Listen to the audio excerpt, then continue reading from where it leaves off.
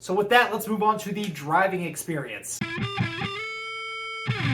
This is definitely the most fun car I've had to drive. The driving experience is super engaging, it's super raw, and it's the only car I've ever experienced that is so involved to drive that it lets you forget about anything else in your day because you're so focused on and involved with the driving experience. And as I've said in other videos, I've got a motorcycle riding background. I get that experience and that sensation a lot when riding motorcycles. This is the first time I have ever gotten that experience from a car. And when I test drove the Lotus Elise, that had a lot of the rawness, but this was like the rawness with the level of acceleration you get on a motorcycle, which I think the Lotus Elise just really lacked. And I think that makes this a little bit more involved and a little bit more terrifying actually than what the Lotus could provide. So with that, you know the Viper is a fast car. You can look at the acceleration numbers, you can look at the horsepower numbers, but I don't think what the numbers present on paper do justice to what the car feels like when you're driving it. And the best way that I can explain this is that I have owned cars at different power levels. So I had a 200 horsepower car, I had a 300 horsepower car, the Mustang was a little over 400 horsepower, and then this is technically just over 500 horsepower. But on top of that, I've just driven a lot of different cars at different power levels as well. I've driven them back to back, I've driven them for long periods of time. So I've got a good feel for what different power levels should feel like for a similar weight vehicle, and the Viper just feels like it punches way above its weight class. So on paper, the Viper is about 100 horsepower more than what my Mustang GT had. It's about 130 foot-pounds of torque more than what the Mustang GT had. But in practice, it feels like 150 to a 200 horsepower jump,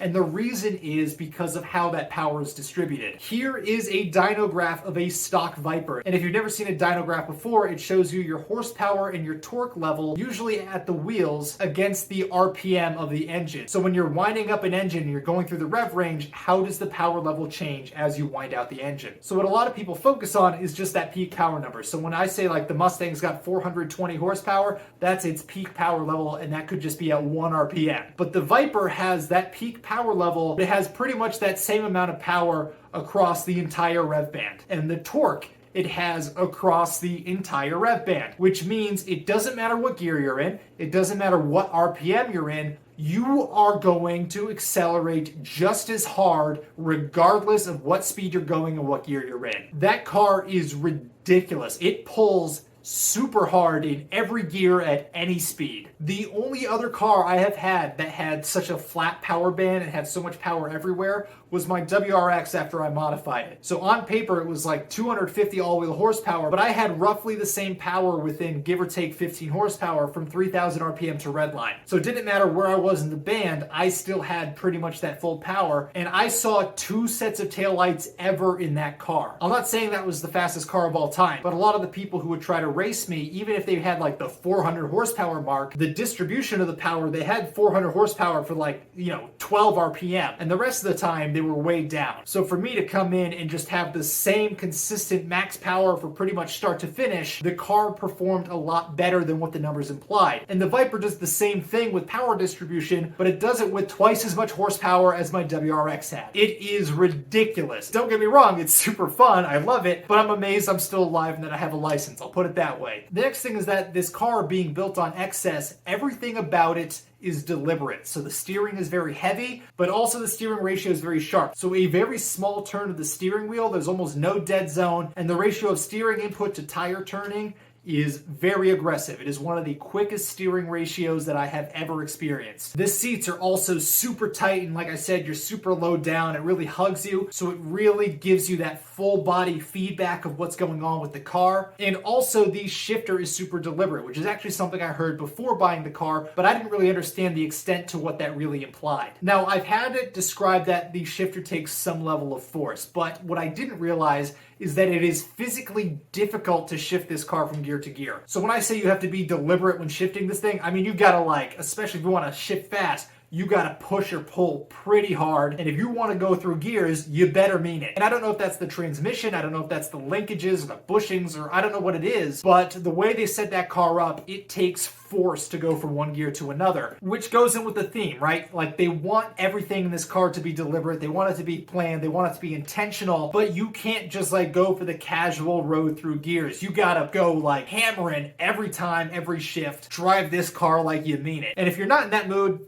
don't drive the car. That's what it comes down to. But what that also means is that this is going to impact your shift times. So all the videos that I ever saw growing up and loving Vipers, every single time I was like, wow, this guy needs a driver mod. I always just assumed that the people driving the Vipers were just terrible drivers and that they didn't know how to shift. I've got a lot of manual experience. I've got a lot of performance driving experience. I consider myself to have a pretty quick shift time. Even so, my shifts are noticeably slower on this car. And like I said, it's just physically difficult. So now having experienced it firsthand, I can see why, especially if you have less experience than I do, it would take you a lot longer to shift this car. Don't expect to buy this car and have it make you look like the god of driving. Expect to buy it and to have it point out every single flaw and insecurity you have about your driving skill. Because that's what it's going to do. It's going to highlight your mistakes, it's going to point out your shortcomings, and if you do something stupid, it will bite you for it. The next thing, which also really parallels it to motorcycles, specifically the leader bikes, is that the gearing in it is super tall. So the exact gear ratios differ depending on which generation or which year you get, but in mine, first gear goes to about 60 miles an hour, second gear goes to low 80 miles per hour, third gear goes to something like 115, and it's a 6-speed transmission, and it doesn't have enough power to max this out. But supposedly, if you had enough power, 6th gear is geared for something like 303 miles per hour. It's something ridiculous. And the Gen 3 tops out at like 194 miles per hour, something like that. But the point is, the gearing on this is so tall, the only other car I've driven that has such tall gearing is the C6 Z06 Corvette. Everything else, you're at the top end of 2nd gear to get to 60 miles per hour, or you're halfway through 3rd gear to get to 60 miles an hour. Viper,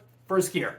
1st gear all day. And if you want to use 6th gear, you can't even consider 6th gear until you're doing at least 80 to 85 on the highway. And even then, you're spinning at like 1500 RPM. It's like stupidly low RPM. Taking a sidestep from that, the practicality on this car is atrocious.